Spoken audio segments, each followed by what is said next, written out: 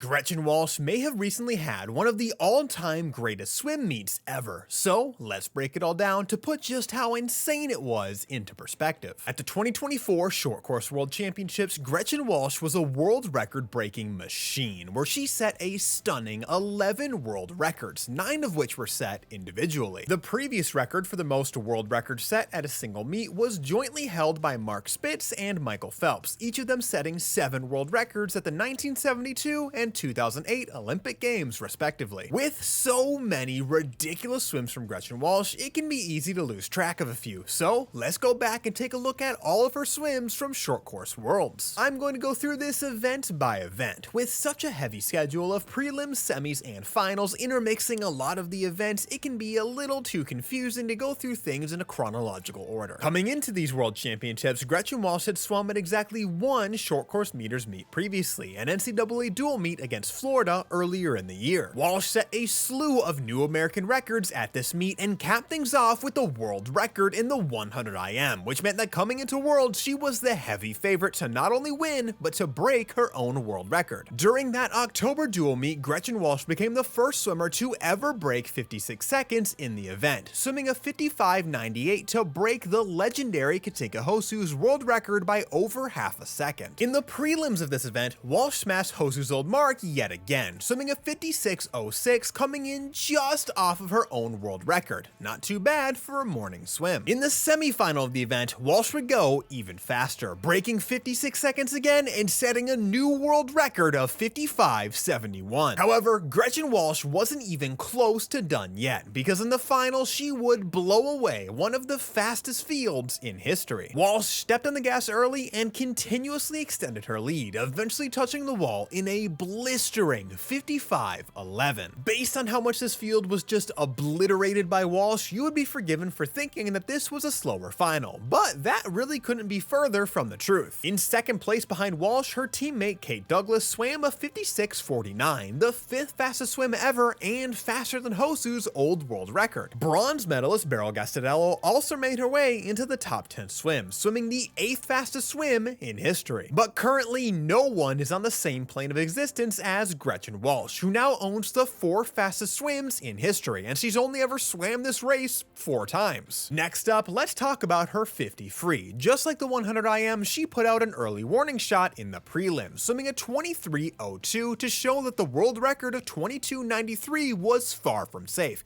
coming within a 10th of breaking it. And again, like the 100 IM, Gretchen Walsh took care of business in the semifinals, swimming a 22.87 to break Ranomi Kromowidjojo's world record in the event. In the event's final, Walsh would find a way to slice a few more hundredths off of her time, swimming a 22.83 to break the world record once more. Sticking with the freestyle races, in the 100 free, Kate Campbell's world record of 50.25 stood tall as a formidable threat. Not even the long course 100 free world record holder Sarah Sjostrom has been within a quarter of a second of that time. In the semifinals of the event, Walsh would throw down a new American record of 50.49, inching closer but still a fair ways off. In the final, Walsh took off at the start of the race, using her front end speed to build a big lead over Campbell's world record time. But over the final 50, Campbell would catch Walsh, as Walsh touched just inches away in a 50.31 for the second fastest performance in history, as Walsh now owns swims number 2 and 3. So far, we've talked about Gretchen Walsh doing some pretty impressive things in both the 100 IM and the sprint freestyles, but the sprint butterfly events are where things got just outright ridiculous. Starting off with the 50 fly, a little bit of background is in order. Going into this meet, this was one of the dwindling few supersuited world records left on the short course meters world record books. In 2009, Sweden's Therese Alshammar blasted a 24.38, and then for 15 years, no one could beat that time. Even incredibly talented swimmers like the previously mentioned Kromowidjojo and Sjostrom could never surpass that time. Recently, Kate Douglas came very close at this year's World Cup with a 24.42. At the time, it was the 2nd fastest swim ever, but still not enough. But with Gretchen Walsh so notoriously good at short course swimming and already proven in butterfly with the world record in the long course 100 fly, it really seemed like this record could finally go down. The prelims of the 50 fly was actually Walsh's first swim of the meet, and she got things started in style, setting a new world record of 24:02 after 15 years of 24:38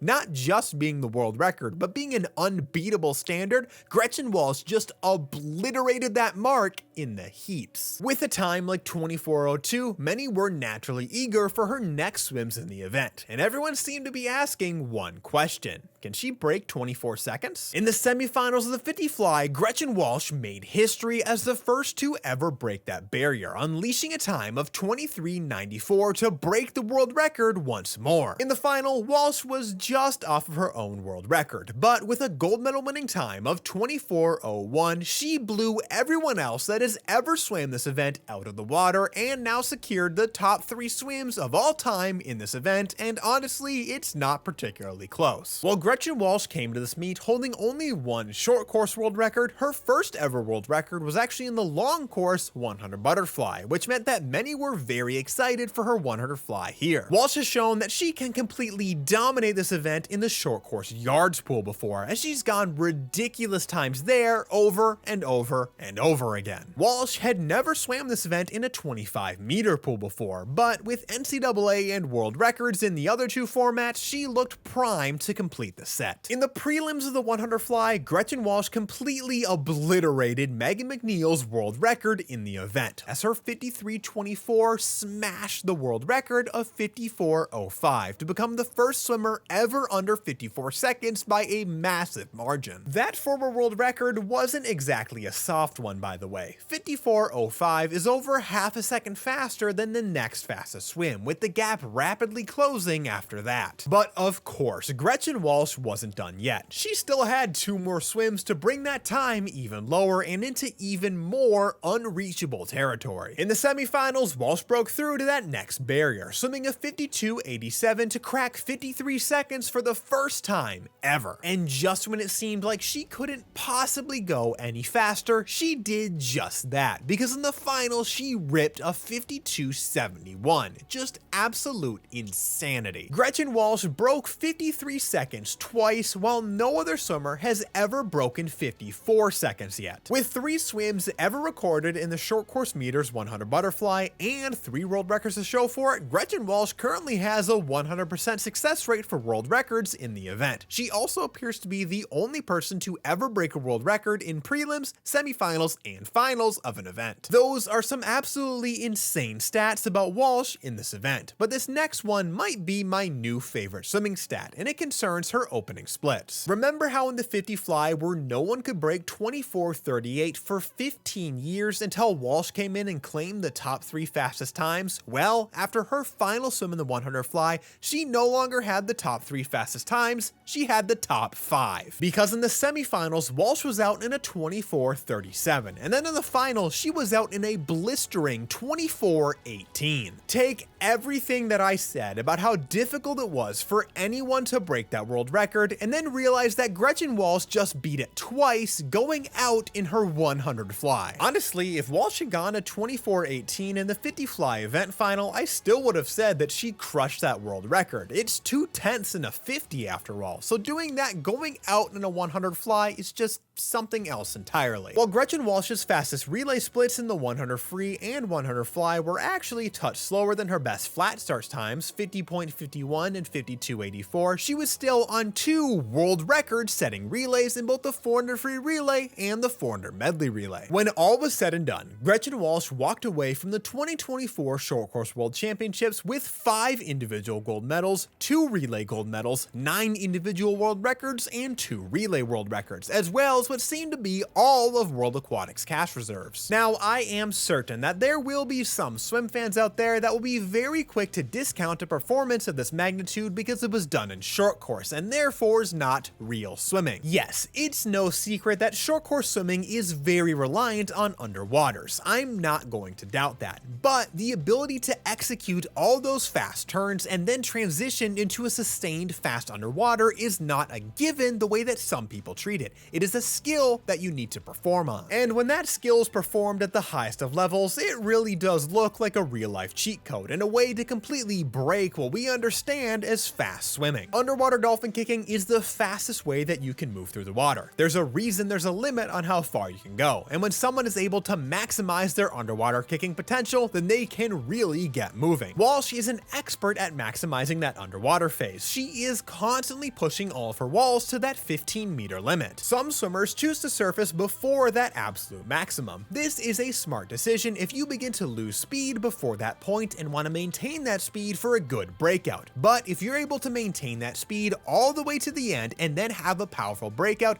that is going to be your fastest combination. Walsh also masters another pivotal underwater skill: depth. Waves created by other swimmers around you can impact your speed during a race. This is especially true in a short course pool and especially in the sprint events. The best way to counter these turbulence creating waves is going deeper on your underwaters and getting out ahead of them. You can see Walsh doing this pretty consistently. It is very noticeable off of the start when all the swimmers are together. You can see Walsh is far deeper. On every wall, Walsh is pushing deep to get under the waves, kicking all the way to 15 meters, transitioning that into a powerful breakout where her sprinting ability is able to then take over. Stack up enough of these incredible turns and underwaters and you bring your times way down, quickly entering absolutely insane territory. It's no secret that Walsh had an absolutely incredible meet at Short Course Worlds. With so many world records broken, it's difficult to pick a favorite, but I'm gonna ask you to anyways. My favorite has got to be that 100 fly. I personally enjoy when swimmers are so far ahead of the rest of the world that they break 2 time barriers before anyone else has even broken the first. And of course, those opening 50 splits live in my head rent-free. What was your favorite swim from these world championships? Either from Gretchen Walsh or from anyone else? Let me know down below and I'll see you next time.